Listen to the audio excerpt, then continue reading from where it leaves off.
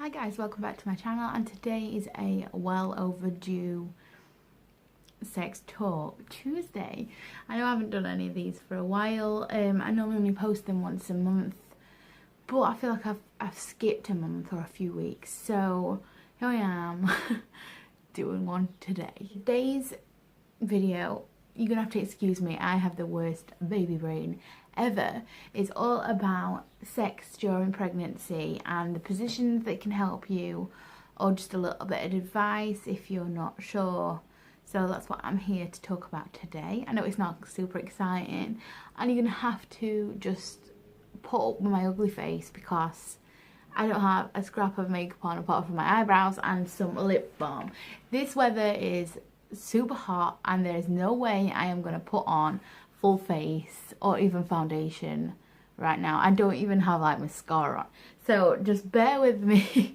I am sorry if this offends you. If it does, then you shouldn't be on this channel, I'm afraid. So you know where the door is.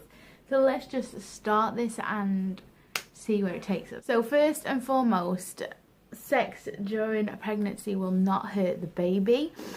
The baby has no clue what's going on. He doesn't know what's happening, and to be truthful, no man's penis can penetrate past the vagina, no matter how big it is or manly or how deep it is. There's no way it can go through the cervix and be anywhere near the baby, so don't worry too much about that. It's all about how comfortable you are with that sort of deep penetration. So you only need to avoid sex during pregnancy if your doctor or midwife has actually said so. If you've had problems and you've gone to them and they've said, I would avoid sex because of this, there is a lot of different reasons why they'll say that. But if your doctor or midwife hasn't said you need to avoid it, then I don't see any problem with it unless it's hurting. Obviously, if something's hurting, then you stop with it. But if there is a problem and you are in pain, do go and get that checked out. You could have something wrong with you and you don't want to do damage to yourself or your baby. So it's like a little warning type thing for you prior. If you're having sex with a new partner, I would advise you to wear a condom, just because then you can protect yourself and the baby from any STIs. That's to be said at the beginning of this video, in case anybody's like, you didn't mention that. So I just thought I'd throw that one in, and then we are covered with that. So let's just go to position. Spell me.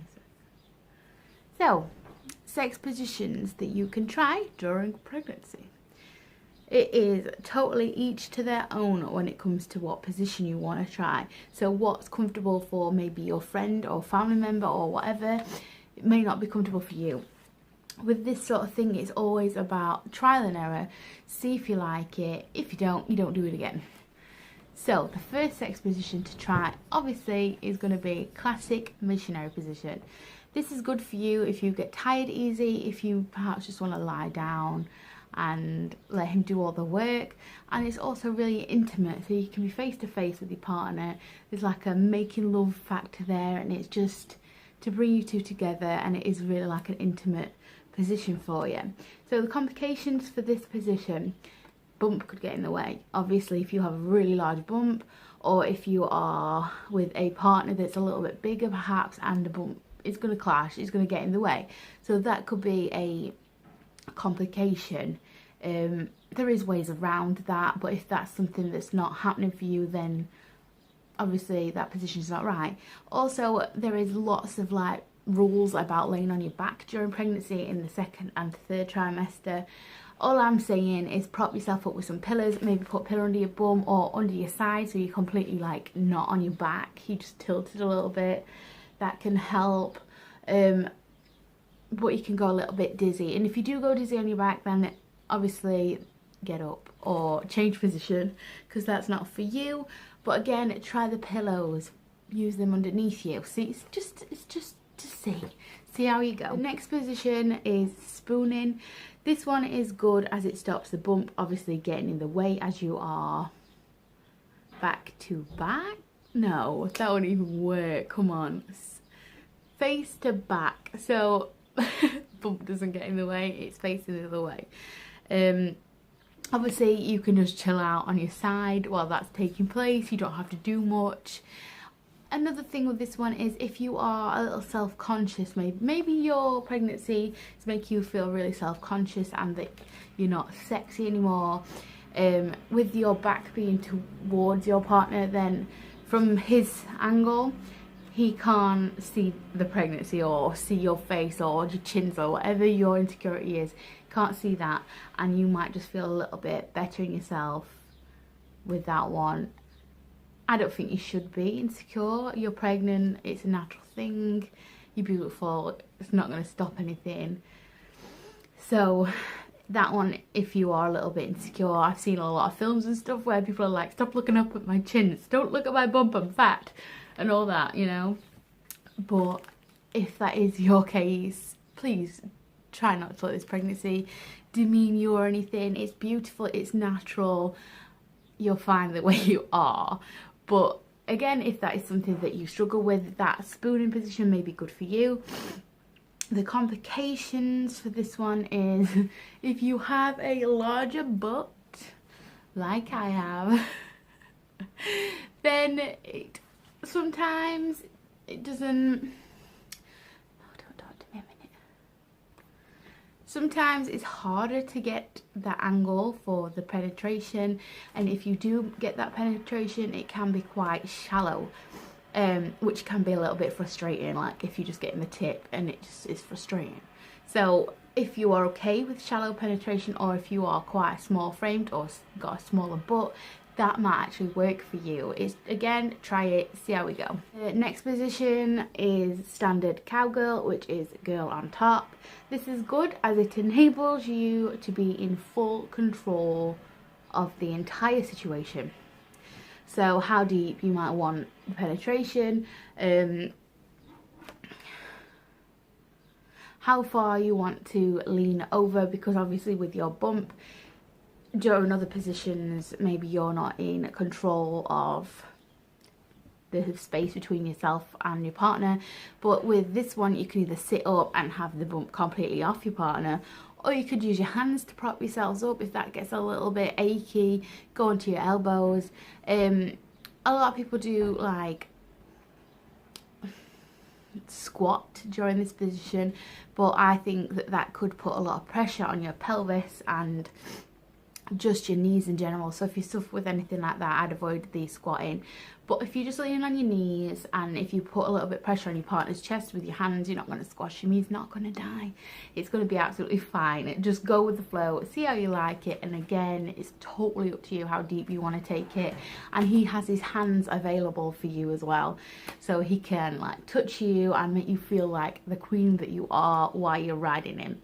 So I think that's a good one. The only complication I can think of with this one is if you get tired easily, like if this pregnancy has totally took it out of you and you don't like the pressure on your knees or your hands, maybe if you suffer with any wrist problems, again, you could always go down on your forearms or sit back. But that's the only complication that I can actually think of with that position. This position I thought of is doggy fashion, if you watch Love Island, or doggy style to everybody else. This is good again to get the bump out of the way. I would totally advise putting a cushion underneath your tummy though, perhaps on the bed, just for a little bit of support if you need it, because it can pull down on your back if you don't. Also, if it's just uncomfortable in general, having a cushion there really can help. But also it does help with stretching out your back. Like if you've had one of those days your back's just hurting, if you bend over and stretch out your back, that can help. And he does most of the work, bonus. The complications with this one is it can be very deep penetration, so if that's too uncomfortable for you, then tell your partner to go slow, or perhaps tell him to stay still. You use yourself to go back and forwards depending on the pressure you want and how deep you want the penetration. Obviously talk to your partner if anything is hurting or isn't working for you. Okay, side saddle. This is good for being face to face, so you can, it's not like so close to your face, but you can still see your partner, still have that intimacy and that connection with each other, but the bump does not become an issue, it's not getting in the way. I'm going to insert pictures. Obviously you've seen I've been putting pictures in, but this one is hard to explain, so obviously I'll leave the picture lingering a little bit longer so you can see. This also lets him have his hands free, and again, he can caress you, touch you, you know, if you prefer clitoral stimulation, he can go ahead and do that.